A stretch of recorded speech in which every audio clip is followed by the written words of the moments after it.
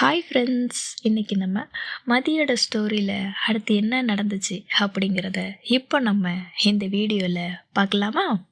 நான் கையில் பார்த்துக்கிட்டு வீட்டுக்குமே வந்தேன். இதோட ரெண்டாவது முறையாக நான் கையில் போயிட்டு பார்த்துட்டு வர்றேன். அப்படி நினைக்கும்போது அதுவே ரொம்ப சந்தோஷமாக இருந்துச்சு. இப்பெல்லாம் அடிக்கடி பார்க்குறது, அதிகமாக பேசுறது அந்த மாதிரி இருந்துச்சு. இன்னொரு பக்கம் கொஞ்சம் வருத்தம். ஏன் நம்ம ஒரு பர்சன் மேலே இந்த அளவுக்கு பைத்தியக்காரத்தனமாக இருக்கோமே! ஆனா, அவங்க அந்த சைடுலேருந்து என்ன யோசிக்கிறாங்க, என் மேலே அன்பு இருக்கா, இல்லையா அப்படிங்கிறது எனக்கு எதுவுமே தெரியல. ஆனா, நம்ம மட்டும் எதுக்காக ஒரு பர்சன் மேலே இந்த அளவுக்கு பைத்தியக்காரத்தனமாக இருக்கோம்? இது சரியா, தப்பா? நான் என்ன பண்ணணும்? நான் ஏன் இப்படி இருக்கேன் அப்படின்னு சொல்லிட்டு எனக்கு தெரியல. பிடிச்சிருக்கு பிடிச்சிருக்கு அப்படிங்கிறதுக்காக ஒருத்தரை விடாமல் அப்படி ஃபாலோ பண்ணிக்கிட்டே இருக்கேன். இதெல்லாம் சரியா, தப்பா? நான் இதை இப்படி கண்டினியூ பண்ணலாமா, இல்லைன்னா நிறுத்தலாமா அப்படின்னு சொல்லிட்டு எனக்கு என்ன பண்ணனே தெரியல. ஆனால் எனக்கு ரெகுலராக பழகின ஒரு விஷயத்தை விட்டு என்னால் அதை விட்டு வெளியிலேயே வர முடியல.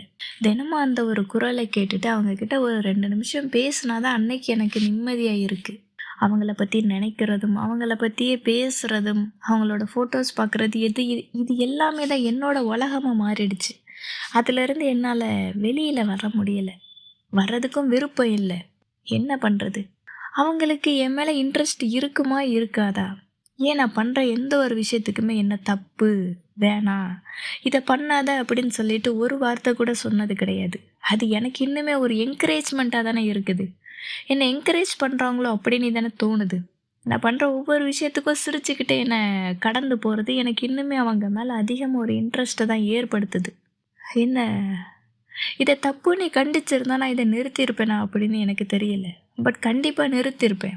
நம்ம அன்பு அவங்களுக்கு ஏதோ ஒரு விதத்தில் டிஸ்டர்பன்ஸாக இருக்குது அப்படின்னு தெரிஞ்சால் கண்டிப்பாக அதை நிறுத்தியிருப்போம். ஆனால் அந்த சைட்லேருந்து எனக்கு எந்த ஒரு கண்டிப்புமே வரலை. ஸோ இன்னுமே தொடர்ந்துக்கிட்டே தான் போச்சு என்னோடய அன்பு. அதுக்கப்புறம் இந்த ரேடியோ ஸ்டேஷன்காரனுங்களுக்கு என்னதான் பிரச்சனைன்னு தெரியல. ஷோவை மாற்றிக்கிட்டே இருந்தாங்க. ஆரம்பத்தில் 4 மணியாக இருந்தது, மறுபடி காலையில் 10 மணி ஆச்சு, மறுபடி 4 மணி ஆச்சு, இப்போ மறுபடியும் 6 மணிக்கு ஷோவை மாற்றிட்டானுங்க. காலையில் 6 மணிக்கே ஷோவை வச்சா யார் கேட்பாங்க? எப்படி எழுந்துக்கிறது? அவ்வளோ காலையில் எழுந்து ஷோவை கேட்கணுமே. அதனால் நானுமே காலையில் அலாரம் வச்சேன். 5:45க்கெல்லாம் அலாரம் வச்சேன். அப்போ தான் ப்ரஷ் பண்ணிவிட்டு ஃப்ரெஷ் ஆகிட்டு கையிலோட குரலை ஹாப்பியாக கேட்க முடியும். ஸோ அதுக்காகவே அலாரமெல்லாம் வச்சு அலாரம் அடிக்கவும், கையிலோட வாய்ஸை கேட்க போகிறோம் அப்படிங்கிறதுல ஒரு ஹாப்பியில் டக்குன்னு எழுந்து ப்ரஷ் பண்ணிவிட்டு ஃப்ரெஷ் ஆகிட்டு ரேடியோவை கரெக்டாக 6 மணிக்கு ஆன் பண்ணிவிட்டு ரேடியோ பக்கத்தில் இருந்தேன். கையில் வழக்கம் போல் ஷோவை ஆரம்பித்தாங்க. எப்பவும் இல்லாமல் இன்னும் கொஞ்சம் கலகலப்பாக ஒரு எனர்ஜியோட ஒரு வாய்ஸ், எனர்ஜியோட ஒரு பேச்சு பேசுனாங்க. இன்னுமே அட்ராக்ட் பண்ணுச்சு. ஏன்னா காலையில் எல்லாம் தூக்க கலக்கத்தில் இருப்பாங்க. அவங்கள எழுப்பி விடுற மாதிரி ஒரு எனர்ஜி கொடுக்குற விதமாக கையில் அந்தளவுக்கு அழகாக பேசுனாங்க.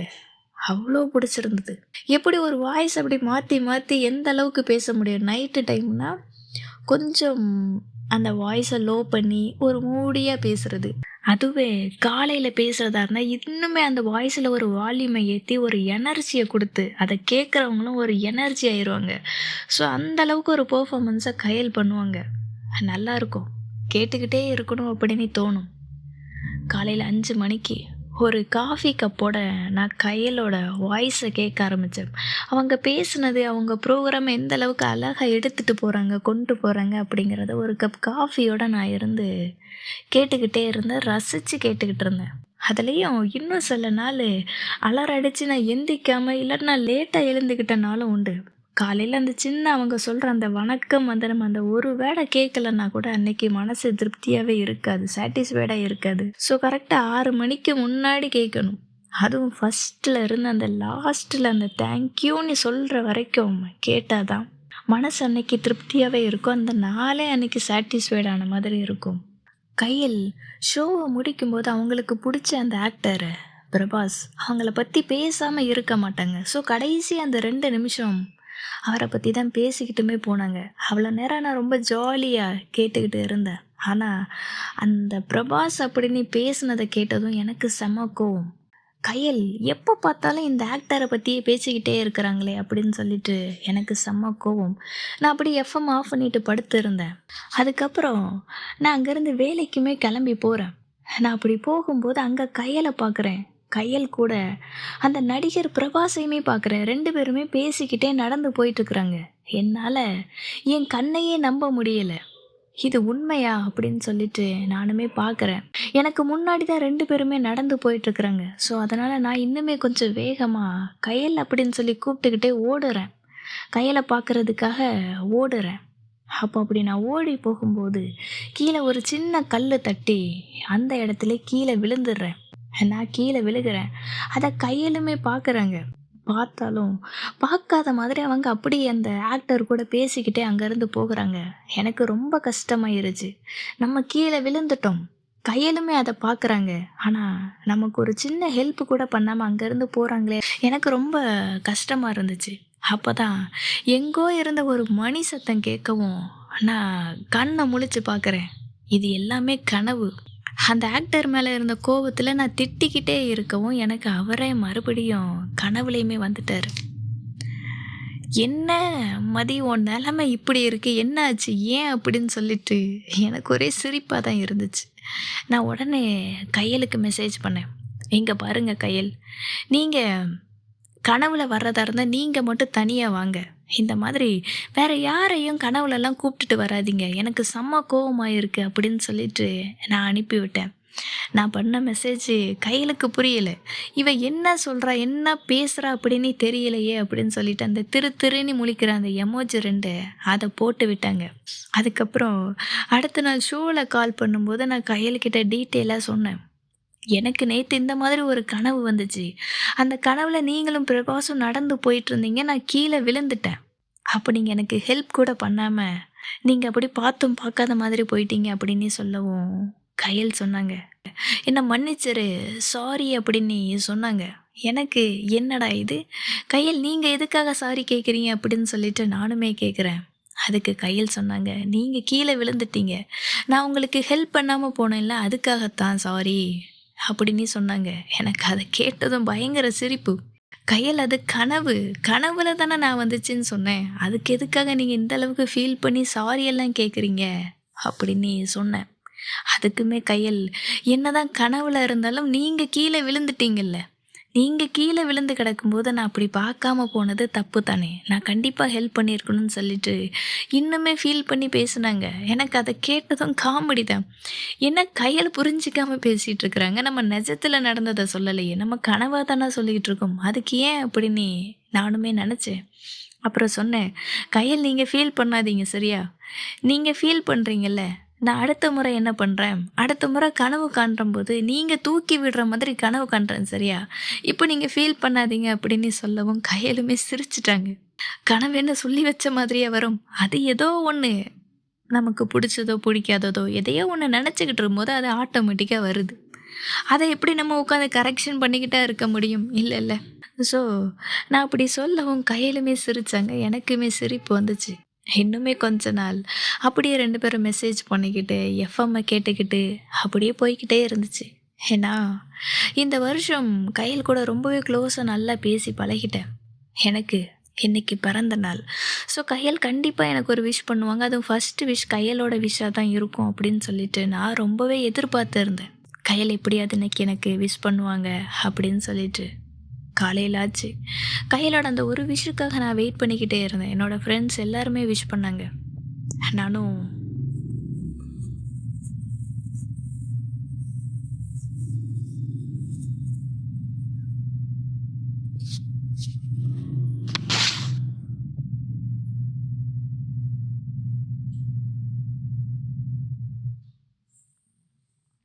என்னோட ஃப்ரெண்ட்ஸ் எல்லாருமே விஷ் பண்ணாங்க. நானும் கையலோட விஷுக்காக தான் காத்துக்கிட்டே இருந்தேன். என்னோட ஃபோன்ல ஒவ்வொரு நோட்டிஃபிகேஷன் வரும்போது நான் ஓடி ஓடி போய் பார்த்தேன். எங்க அது கையலோட மெசேஜா இருக்குமா? கையல் நமக்கு விஷ் பண்ணியிருப்பாங்களா? அப்படின்னு சொல்லிட்டு நானுமே போய் பார்த்தேன். ஆனா அது கையலோட மெசேஜ் கிடையாது. கையல் ஷோக்கு வர்றாங்க. பட் ஆனாலும் என்கிட்ட அந்த ஒரு விஷயத்த பத்தி மட்டும் பேசவே இல்ல. எனக்கு இன்னுமே கஷ்டம். நான் மணிய பார்த்துக்கிட்டே இருக்கேன். எப்படியாச்சும் இன்னைக்குள்ளே விஷ் பண்ணிடுவாங்களா பண்ண மாட்டாங்களா அப்படின்னு சொல்லிட்டு வெயிட் பண்ணிக்கிட்டே இருக்கேன். இன்னொரு பக்கம் என்ன நானே சமாதானப்படுத்துகிறேன். அவங்க ஒரு செலிபிரிட்டி, அவங்களுக்கு 1000 விஷயம் போயிட்டு இருக்கும். அவங்க என்ன ஒர்க்கில் என்ன வேலையில் இருக்காங்களோ, ஒருவேளை மறந்துருப்பாங்களோ அப்படின்னு என்ன நானே சமாதானப்படுத்துகிறேன். ஆனாலும் என்னால் முடியலை.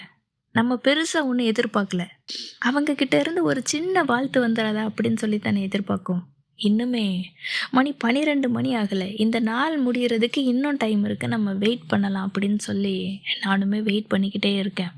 மணியாச்சு, ஈவினிங் ஆச்சு, நைட்டு 8, 9, 10ன்னு சொல்லிட்டு நேரம் போய்க்கிட்டே இருக்குதான் தவிர கையல் கிட்ட இருந்து எந்த ஒரு மெசேஜுமே வரல. எனக்கு ரொம்ப கஷ்டமாயிருச்சு. மணி 10, 11, 12 அன்னைக்கு டேவே முடிஞ்சு போச்சு. என்னோட பிறந்த நாளும் முடிஞ்சு போயிட்டு. அது வரைக்கும் கையல் எனக்கு விஷ் பண்ணவே இல்லை. நான் ரொம்ப ஆசையாக எதிர்பார்த்து இருந்த அந்த ஒரு விஷயம் எனக்கு நடக்கவே இல்லைங்கும்போது எனக்கு ரொம்ப கஷ்டமாயிருச்சு. நம்ம யாருக்கிட்ட எதிர்பார்க்குறோமோ அந்த ஒரு விஷ் வரல அப்படிங்கும்போது மனசு ரொம்பவே கஷ்டமாக இருக்குது. எனக்கு ரொம்ப கோவம் வந்துருச்சு. ஸோ நான் உடனே கையலுக்கு ஒரு மெசேஜ் பண்ணேன். இன்னைக்கு என்னோட பிறந்த நாள். நீங்கள் எனக்கு ஒரு வாழ்த்து சொல்லுவீங்க அப்படின்னு சொல்லிட்டு நான் இன்றைக்கி டே ஃபுல்லாக வெயிட் பண்ணிக்கிட்டே இருந்தேன். ஆனால் நீங்கள் எனக்கு சொல்லவே இல்லை.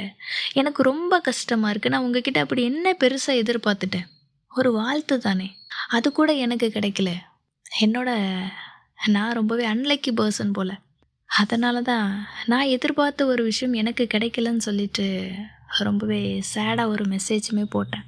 போட்டுட்டு நான் அப்படி படுத்துட்டேன். நம்ம தப்பு பண்ணுறோமோ, யாருக்கிட்ட எதிர்பார்க்கணும் அப்படிங்கிறது ஒன்று இருக்குல்ல, அந்த யோசனையிலே அப்படி படுத்திருந்தேன். மறுநாள் காலையில் எழுந்து அதே மாதிரி எஃப்எம் கேட்குறதுக்காக, கையலோட குரலை கேட்குறதுக்காக போனேன். கையில் என்னோட மெசேஜை பார்த்துட்டு கால் பண்ணாங்க. மதி, சாரி, எனக்கு நிஜமாவே ஞாபகம் இல்லை. நான் இங்கே ஏதோ ஒரு வேலையாக இருந்தேன், பட் எனக்கு அந்த ஒரு ஞாபகம் இல்லை, சாரி அப்படின்னு சொல்லிட்டு அத்தனை சாரி கேட்டாங்க.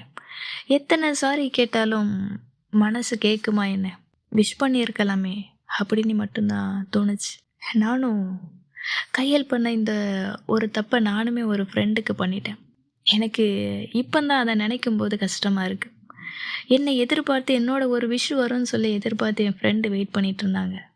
பட் அன்னைக்கு நான் என்னோட பர்சனல் ப்ராப்ளம், அதனால் நான் அவங்களுக்கு விஷ் பண்ணலை. ஒரு மெசேஜை மட்டும் போட்டு விட்டேனே தவிர நான் பர்சனலாக கால் பண்ணி விஷ் பண்ணலை. அது என்னோட தப்பு தான். அவங்க என்னோட விஷயத்துக்காக வெயிட் பண்ணிட்டு இருந்திருப்பாங்கல்ல, அந்த ஒரு சின்ன சந்தோஷத்தை கூட அன்னைக்கு என்னால் கொடுக்க முடியல அப்படிங்கிறது இன்றைக்கி நினைக்கும் போது எனக்கு ரொம்பவே கஷ்டமாக இருக்குது. நான் சாரி சொன்னால் அது இன்னுமே எப்படி இருக்கும்னு தெரியல. பட்டு நான் ரொம்பவே வருத்தப்பட்டேன். சாரிப்பா, நெக்ஸ்ட் இயர் கண்டிப்பாக ஃபஸ்ட்டு விஷயம் என்னோட விஷயம் தான் இருக்கும். தெரியலையே, ஒரு சிலரோட அன்பு எந்த அளவுக்கு இருக்குது அப்படிங்கிறத இன்னுமே நான் புரிஞ்சிக்கலைன்னு நினைக்கிறேன். அதனால தான் இந்த மாதிரி சின்ன சின்ன தப்பு நடந்துக்கிட்டே இருக்குது. நான் கரெக்ட் பண்ணிக்கிறேன். சரி, இப்போ நம்ம கதைக்குள்ளே போயிடுவோம். அதுக்கப்புறம் கையல் சாரி சொல்கிறாங்க. ஆனாலும் மனசு கேட்கல. வேறு என்ன பண்ண முடியும்? சரி விடுங்க கையல் அப்படின்னு சொல்லிட்டு நானுமே அதை ஏற்றுக்கிட்டேன். என்ன நானே சமாதானப்படுத்திக்கிட்டேன். அவங்களுக்கு வேலை இருந்திருக்கும், அவங்க மறந்துருப்பாங்க அப்படின்ட்டு. ஒரு விஷயம் நமக்கு நடக்கலை, கிடைக்கல அப்படின்னா நம்மளை நம்ம சமாதானப்படுத்தி கொள்ளுவோம்ல, அந்த மாதிரி தான் நானுமே என்ன நானே சமாதானப்படுத்திக்கிட்டேன். அப்புறம் ஒரு 5 நாள் மறுபடியும் கையில் லீவ் எடுத்துக்கிட்டாங்க. அதையுமே எஃப்எம்ல சொல்லிட்டு தான் போனாங்க. ஸோ அந்த 5 நாளும் நான் பழைய வீடியோஸ் எல்லாம் உட்காந்து கேட்டுக்கிட்டே இருந்தேன். கையல் அந்த 5 நாள் லீவு முடிஞ்சதுக்கப்புறம் ஷோக்குமே வந்தாங்க. அப்போ அன்னைக்கு ஒரு விஷயத்த சொன்னாங்க. இந்த சூரியன் எஃப்எம் தொடங்கி 19வது வருஷம் இதோட முடிஞ்சு போச்சு. 20வது வருஷத்தில் காலடி எடுத்து வைக்க போகுது. அந்த ஒரு டேவை எல்லாருமே ஒன்றா சேர்ந்து செலிப்ரேட் பண்ணலாம் அப்படின்னு சொல்லிக்கிட்டு இருந்தாங்க. ஆளாளுக்கு ஒரு பக்கம் ஸ்பீச் கொடுத்துட்டு இருந்தாங்க. நாளைக்கு தான் சூரியன் எஃப்எம்மோட பர்த்டே. ஸோ இது வரைக்கும் நீங்கள் இருந்த அனுபவங்களை எங்களோட பகிர்ந்துக்கலாம் அப்படின்னு சொல்லி அந்த ஷோலையுமே பேசிக்கிட்டு இருந்தாங்க. அந்த ஷோ முடிஞ்சதுக்கப்புறம் எனக்கு பர்சனலாக கால் பண்ணி இன்வைட் பண்ணாங்க. நாளைக்கு சூரியன் எஃப்எம் 28th பர்த்டே. ஸோ அதை எஃப்எம் ஸ்டேஷனில் எல்லாருமே செலிப்ரேட் பண்ணுறோம். ஸோ நீங்கள் கண்டிப்பாக வாங்க, நான் உங்களையுமே இன்வைட் பண்ணுறேன் அப்படின்னு சொன்னாங்க. இங்கே இன்வைட் பண்ணுற பர்சன் மட்டும்தான் வர முடியும், வேறு யாருமே வர முடியாது. ஸோ நான் உங்களை இன்வைட் பண்ணுறேன், நீங்கள் துணைக்கு உங்கள் ஃப்ரெண்ட்ஸை வேணாலும் கூப்பிட்டுட்டு வரலாம் அப்படின்னு சொல்லி கையலுமே என்கிட்ட சொன்னாங்க. கையல் அப்படி சொன்னதும் எனக்கு ரொம்பவே சந்தோஷமா இருந்துச்சு. இப்போவும் நம்ம மட்டும்லாம் தனியாலாம் போக முடியாது. நமக்கே இருக்கு 2 ஃப்ரெண்ட்ஸு. நான் உடனே என்னோட ஃப்ரெண்ட்ஸுக்கு கால் பண்ணேன். இந்த மாதிரி நாளைக்கு சூரியன் எஃப்எம்ல பர்த்டே செலிப்ரேட் பண்றாங்க. நம்மள இன்வைட் பண்ணியிருக்காங்க. நம்ம போறோம் சரியா? நேரம் காலை 11 மணிக்கு நம்ம போறோம்.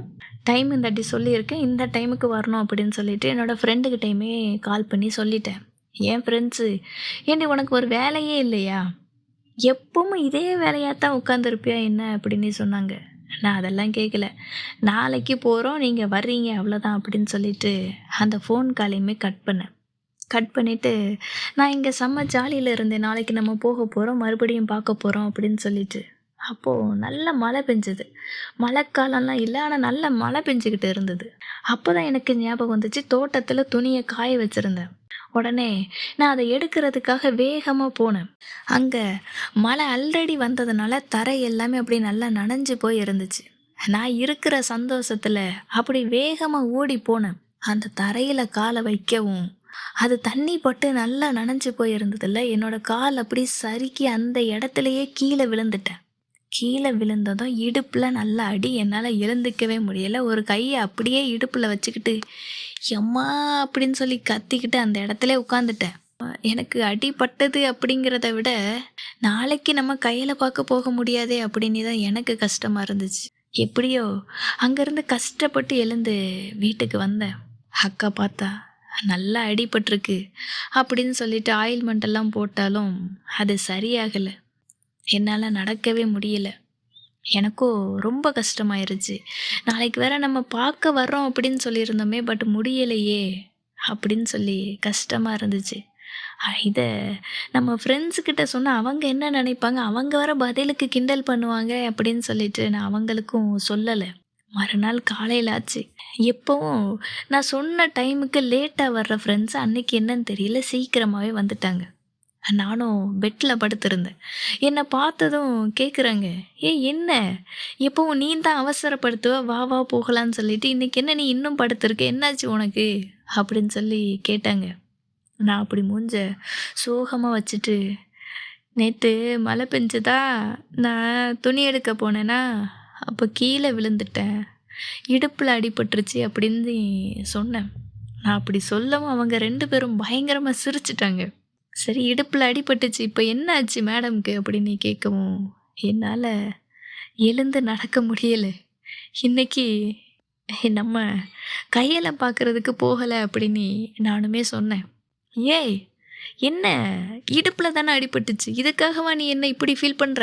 இரு வா, இப்பவே ஒரு ஸ்ட்ரெச்சர்ல வச்சு உன்ன தூக்கிட்டு போறேன்" அப்படின்னு சொல்லிட்டு ஃப்ரெண்ட் ஒரு பக்கம் கலாய்ச்சாங்க. சொன்னேன், "நீங்க கலாய்க்கிறது எனக்கு நல்லாவே தெரியுது. இந்த நிலைமையில நான் கண்டிப்பா பார்க்குறதுக்கெல்லாம் வரல. என்னால இன்னைக்கு வர முடியலன்னு சொல்லிட்டு, நான் ஏற்கனவே கஷ்டத்துல இருக்கேன். நேரங்காலம் புரியாம நீங்க 2 பேரும் உட்காந்து சிரிச்சுக்கிட்டு இருக்காதீங்க. கொன்றுவேன் உங்க 2 பேரையும்" அப்படின்னு சொன்னேன். ஃப்ரெண்ட்ஸ் 2 பேரும் அவங்களால எந்த அளவுக்கு முடியுமோ நல்லா சிரிச்சுட்டு, "அப்பா! உன்னால இன்னைக்கு நான் ரொம்ப சிரிச்சுட்டேன். எனக்கு பயங்கரமா வயிறு வலிக்குது. இதுக்கு மேல என்னால முடியாதுடி. ச்சே! இருந்தாலும் உன்ன நெனச்சாலும் கொஞ்சம் கஷ்டமா தான் இருக்குது" அப்படின்னிட்டு ரொம்பவே கஷ்டப்பட்டு ஃபீல் பண்ணிக்கிட்டு 2 பேருமே போனாங்க. எனக்கு "அ உங்களுக்கு ஒரு நேரம் வந்திருக்கு. நீங்க பேசுவீங்க. பேசுங்க. இப்ப நான் எதுவும் பேச முடியாத சிச்சுவேஷன்ல இருக்கேன்" அப்படின்னு சொல்லிட்டு அமைதியா இருந்தேன். அங்க இன்னைக்கு என்னலாம் நடக்குமோ? நம்ம இன்னைக்கு போயிருந்தா நல்லா இருந்திருக்குமே! அந்த ஃபங்ஷன் எல்லாரும் நல்லா செலிப்ரேட் பண்ணிட்டு இருந்திருப்பாங்கல்ல. இந்நேரத்துக்கு எல்லாருமே ஜாலியா இருந்திருப்பாங்கல்லன்னு சொல்லிட்டு என்னோட மனசு மொத்தமா அங்கேயே தான் இருந்துச்சு. அப்படி யோசிச்சு பார்த்துக்கிட்டே இருந்தேன். இன்னைக்கு நான் இந்த ஸ்டோரிய இதோட முடிச்சுக்கிறேன். இதுக்கப்புறம் என்ன நடந்துச்சு அப்படிங்கிறத நம்ம அடுத்த எபிசோட்ல பார்க்கலாம். ஓகேவா? இப்ப நான் கிளம்புறேன். Thank you.